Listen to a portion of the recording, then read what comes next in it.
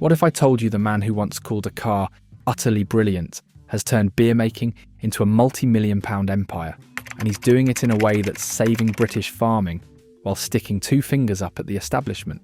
Jeremy Clarkson didn't just open a brewery, he started a revolution, and what he's built will change how you see British beer forever.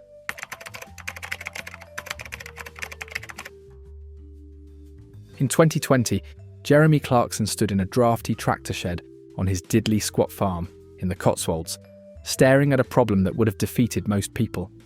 He'd just harvested his first proper crop of barley, 1,000 acres of the stuff, and he couldn't sell it. The big maltsters weren't interested in small batches from television presenters playing at farming. The grain merchants offered him prices that wouldn't even cover his diesel costs. His farm manager, Caleb, told him straight, "Jeremy, we're going to lose money on every single ton." Most hobby farmers would have shrugged, written it off as a tax loss, and gone back to filming. But Clarkson saw something else entirely. He'd been drinking beer for 50 years, proper British bitter, the kind his father drank, the kind that was disappearing from pubs across the country. Standing in that shed, surrounded by tons of perfectly good barley that nobody wanted, he had an idea that would turn into Hawkston Brewery. What happened next proved that sometimes the best business ideas come from sheer bloody-mindedness and a refusal to be told what you can't do.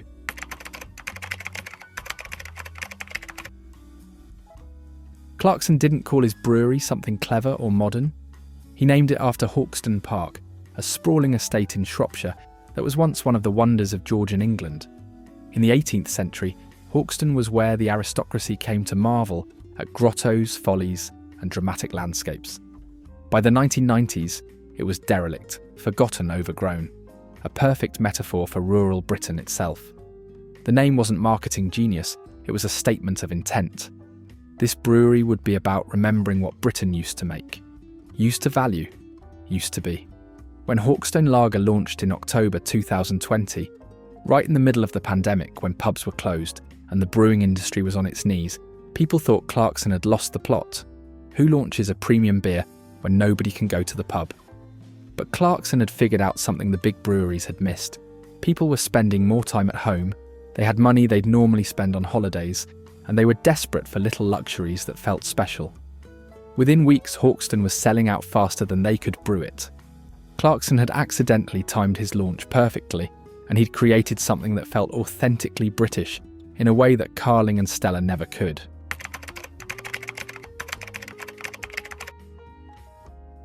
Here's what makes Hawkston different from every other celebrity beer. The barley that goes into it is grown on Clarkson's farm and neighbouring farms within a few miles of the brewery. Not shipped from Germany or Denmark, or wherever it's cheapest that month. Grown in Oxfordshire and Gloucestershire by farmers who've been working that land for generations. It sounds romantic, but it's actually revolutionary. British brewing used to work this way. Every region had breweries that used local ingredients. Then the big companies took over, and suddenly all beer tasted the same because it was all made from the same industrial ingredients sourced from wherever was cheapest. Clarkson's insistence on local barley means Hawkston costs more to produce than mass-market lagers. It also means that when you drink it, you're supporting British farmers who are struggling to survive. The profit margin is smaller, but the principle is bigger. He's proved that you can build a successful drinks company while actually helping the rural economy rather than extracting money from it. And because he's Jeremy Clarkson, he's been completely transparent about the whole thing. He's shown the costings, the struggles, the failures. That honesty has built trust with customers who are tired of corporate greenwashing and empty promises about sustainability.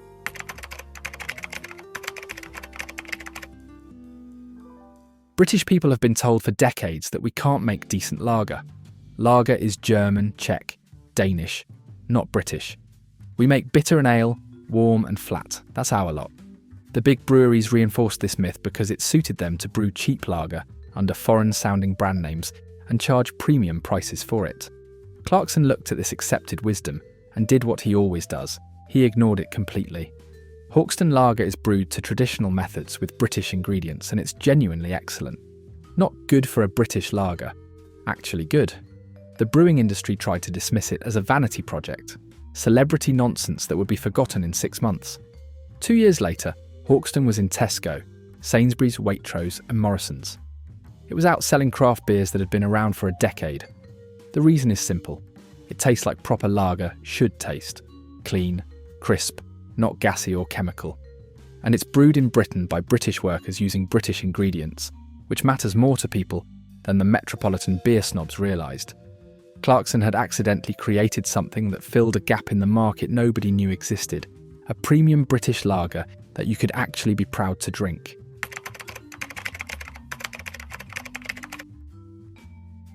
When Clarkson opened his farm shop in 2020, he thought it might attract a few curious tourists. Instead, it became a phenomenon. Tens of thousands of people descended on a tiny Cotswolds village to buy overpriced vegetables and queue for an hour to get into a shed. The council tried to shut it down. Locals complained about the traffic. But something extraordinary was happening. People were connecting with where their food came from in a way they hadn't done in generations. They wanted to see the farm, meet the people who grew the food, understand the reality of British agriculture. Hawkston Brewery benefited enormously from this. Every visitor to Diddley Squat Farm saw Hawkston products everywhere. Every episode of Clarkson's Farm showed the beer being made, sold, drunk. It was product placement that money couldn't buy, and it was authentic because the beer genuinely came from that farm. The Diddley Squat effect turned Hawkston from a niche product into a national brand. People who'd never heard of craft beer or cared about farming were buying Hawkston because they felt connected to the story behind it. Clarkson had accidentally created the most effective marketing campaign in British brewing history, and it was all completely genuine.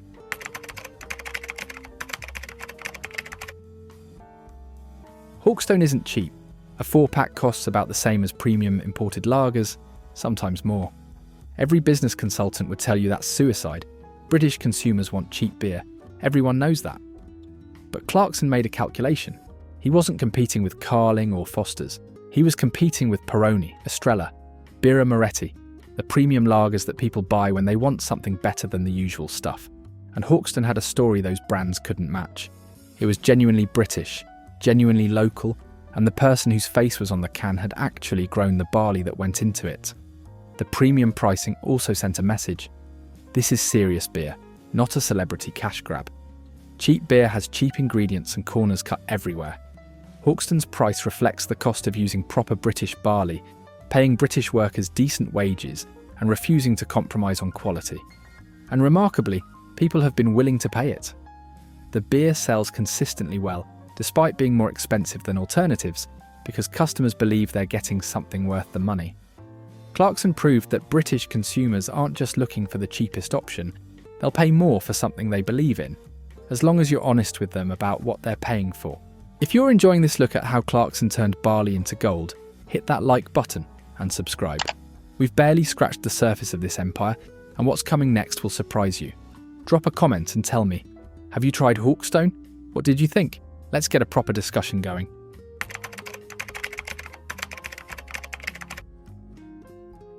In 2022, Hawkston launched 3 new products in quick succession: a Pilsner, an IPA, and a cider. The brewing industry expected them to fail. Most new breweries take years to develop a second product, and celebrity brands almost never successfully expand their range. But all 3 products sold strongly from day one. The secret was that Clarkson hadn't just slapped his name on whatever a contract brewery produced. Each drink was developed properly, with real brewers and cider makers who knew what they were doing, using the same local ingredients philosophy that made the lager successful. The cider particularly annoyed the big cider companies because it exposed how little actual apple goes into most mass-market cider. Hawkston cider is made from apples grown in the Vale of Evesham and the Cotswolds, proper cider apple varieties, not eating apples with added sugar. It tastes like cider used to taste before the big companies turned it into alcoholic apple juice. Within months, it was competing with Strongbow and Magners in the supermarkets, and winning. Clarkson had done it again, taken a market dominated by industrial products and shown that consumers would choose quality if you gave them the choice.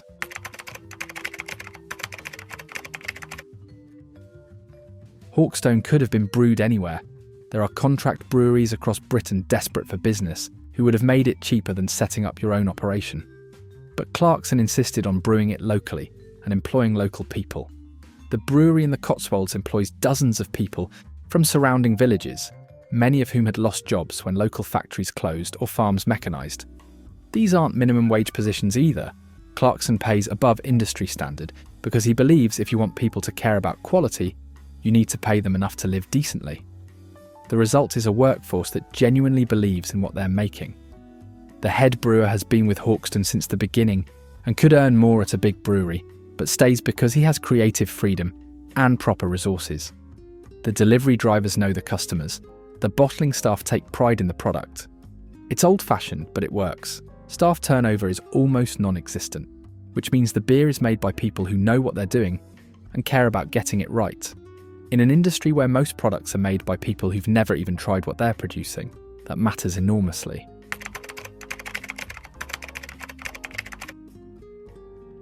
By 2023, Hawkstone was facing a problem. It was selling well in supermarkets, but struggling to get into pubs. The big breweries controlled pub distribution through tied houses and exclusivity deals, and they weren't about to let a rival onto their territory. Clarkson's solution was typically direct. He launched a partnership program offering independent pubs better margins on Hawkstone than they'd get from the big breweries, plus direct delivery and personal support. It shouldn't have worked. Small breweries had tried this before and failed, but Clarkson's celebrity meant pubs could use Hawkstone as a marketing tool. Pubs started advertising "We stock Hawkstone" on their boards outside, and it brought customers in. People who watched Clarkson's farm wanted to try the beer they'd seen on television, and they'd seek out pubs that stocked it.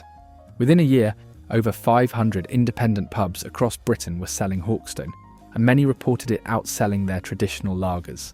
The big breweries were furious because Clarkson had found a way around their monopoly by turning his beer into a destination product. Pubs weren't just stocking another lager, they were stocking a story, an experience, something that got people through the door.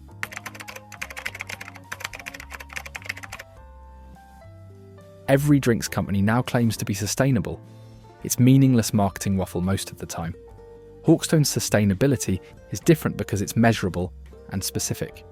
The barley is grown within miles of the brewery, which means minimal transport. The brewing process uses renewable energy from solar panels installed on the brewery roof. The spent grain goes back to Clarkson's farm to feed cattle, creating a closed loop. Even the packaging is designed to be recyclable, and Clarkson's been vocal about his frustration with how difficult it is to make truly sustainable packaging when the waste infrastructure in Britain is so poor. This isn't greenwashing. It's practical efficiency that happens to be good for the environment. Clarkson's not trying to save the planet. He's trying to run a profitable business that doesn't waste money on unnecessary transport and energy. But the effect is the same. Hawkstone has one of the lowest carbon footprints of any major beer brand in Britain. And because Clarkson's been honest about the challenges, he's admitted when things haven't worked, when suppliers have let him down, when costs have been higher than expected. People trust that the sustainability claims are real.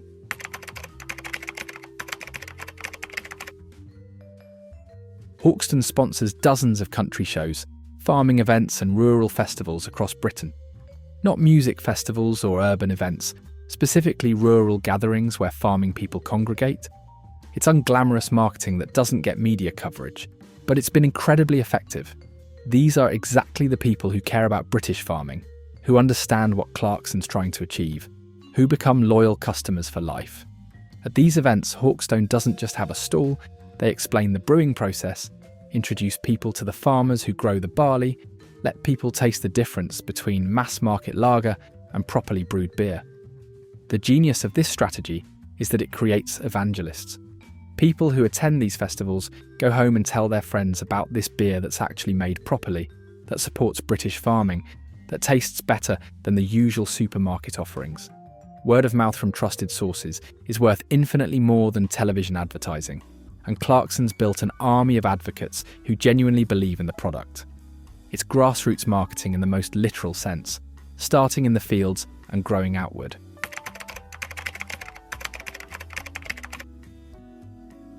Most drinks companies spend millions on advertising campaigns with models and celebrities and carefully crafted messaging. Hawkstone's marketing budget is essentially zero because Clarkson is the marketing. Every time he mentions the brewery on social media, that's free advertising to millions of followers. Every episode of Clarkson's farm that shows the beer being made is a 30-minute advertisement that people actually want to watch. Every newspaper article about his battles with the council mentions Hawkstone. He's turned his entire public persona into a marketing machine for the brewery without spending a penny on traditional advertising. But here's what makes it work. It's authentic. Clarkson isn't pretending to like his own beer for marketing purposes. He genuinely drinks it, serves it to guests, talks about it because he's proud of it. When he criticises big breweries for using cheap ingredients or exploiting farmers, people believe him because he's put his money where his mouth is. The authenticity is the marketing, and it's more powerful than any advertising campaign could ever be. Other celebrities have tried to replicate this with their own drinks brands, and failed because they couldn't fake the genuine passion Clarkson has for British farming and quality products.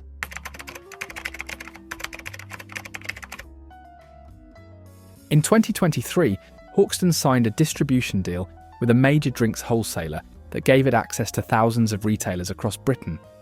Industry observers assumed this meant Hawkstone was selling out, becoming just another corporate brand. They were wrong.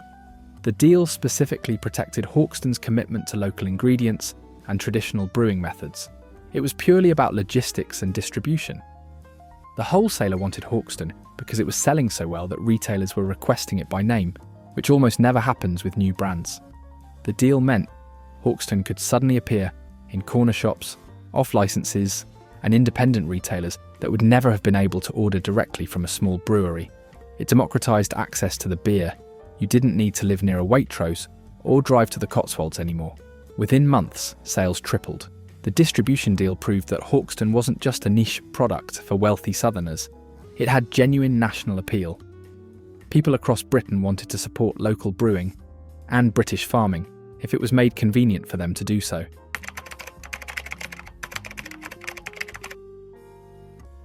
In late 2023, Clarkson announced plans to export Hawkstone to Europe and beyond. The brewing industry laughed. British lager exported to Germany and Belgium. It's like selling ice to Eskimos. But Clarkson's reasoning was sound. There are millions of British expats and tourists who want a taste of home, and there's growing interest in craft brewing internationally. Hawkstone's story, famous broadcaster, actual farm, real local ingredients, is exactly the kind of narrative that sells premium products abroad. The first export markets were predictable: Spain, Portugal, France, places with large British expat communities. But orders started coming from unexpected places: Australia, Canada, even parts of Asia where British culture has cachet. The export business is small compared to domestic sales, but it's growing, and it's profitable because Hawkstone commands premium prices abroad. Clarkson's turned a liability, being an obviously British product in a market dominated by continental brands, into an asset by targeting people who specifically want something British.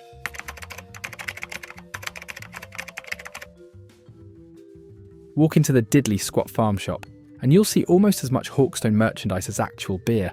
T-shirts, hats, glasses, bottle openers, even dog bowls with the Hawkstone logo. It looks like shameless commercialisation, but it's actually brilliant business. The merchandise has higher profit margins than the beer, and it turns customers into walking advertisements. Every person wearing a Hawkstone t-shirt is a mobile billboard, and they paid for the privilege, but the merchandise also serves a deeper purpose. It builds community.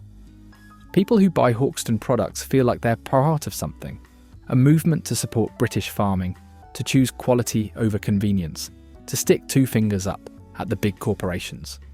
The merchandise is a way of signalling membership in that community. It's the same psychology that makes people wear football shirts or band t-shirts. It's about identity and belonging. Clarkson's accidentally created a lifestyle brand around beer, and the margins on lifestyle brands are extraordinary.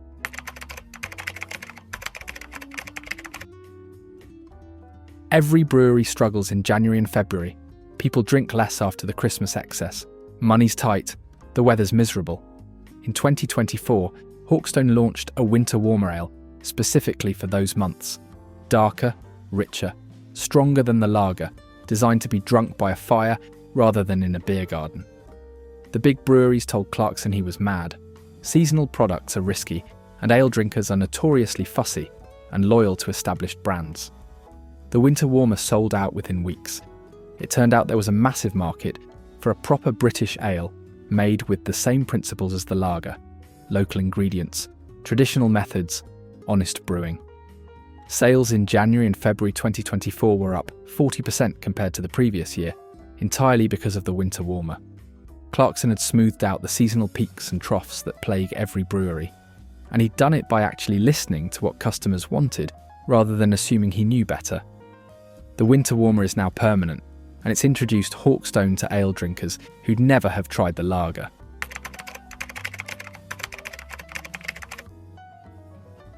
Hawkstone runs brewery tours and farm visits for schools and colleges, showing young people how beer is made and where food comes from.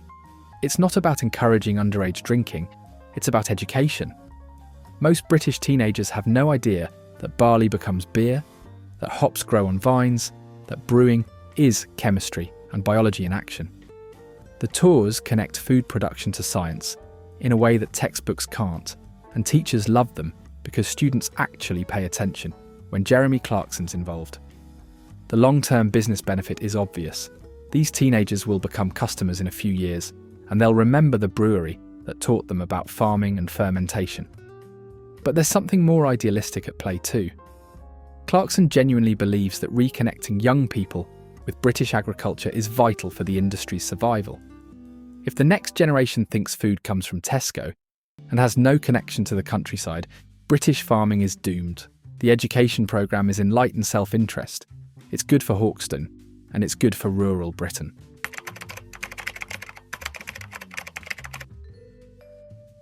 In 2024, Hawkstone partnered with high-end British restaurants to create pairing menus, specific dishes designed to complement the beer. This was unheard of for lager. Beer pairing was for craft ales and Belgian beers, not British lager. But Michelin-starred chefs started featuring Hawkstone on their drinks menus and creating dishes specifically to match it. Suddenly lager was respectable in fine dining, and Hawkstone was leading the charge. These partnerships exposed Hawkstone to an entirely new customer base, wealthy foodies who'd never have bought it in a supermarket, but were willing to try it in a restaurant they trusted. Many became regular customers, seeking out Hawkstone after discovering it in a high-end dining context.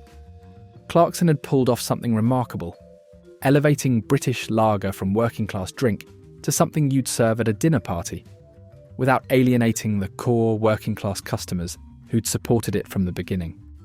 It's a balancing act that very few brands ever achieve.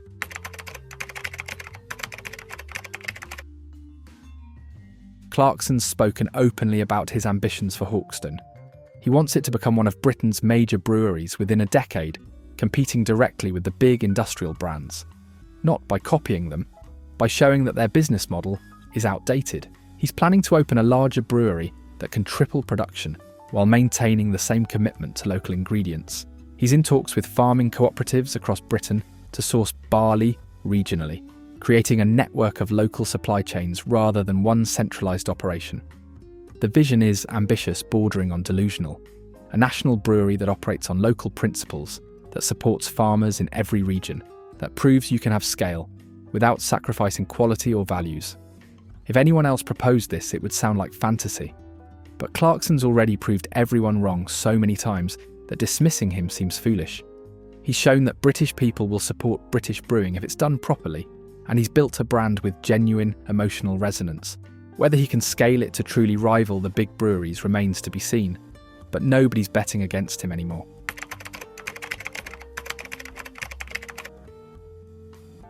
Hawkstone Brewery is now worth an estimated £75 million and growing rapidly. Clarkson's made millions from beer, but talk to him about it and he doesn't focus on the money. He focuses on the farmers who now have a guaranteed buyer for their barley, the brewery workers who have secure jobs, the pubs that have found a product that brings customers in. The business success is real, but it's a means to an end, keeping British farming viable, keeping rural communities alive, proving that you can build a modern business on traditional values. What Clarkson's accomplished with Hawkstone is more significant than the numbers suggest. He's shown that celebrity brands don't have to be shallow cash grabs. They can be genuine businesses that create real value. He's proved that British consumers care about where their products come from and how they're made, as long as you're honest with them. He's built a brewery that's actually helping British agriculture rather than just exploiting it for marketing purposes. Love him or loathe him, and Britain is deeply divided on Jeremy Clarkson.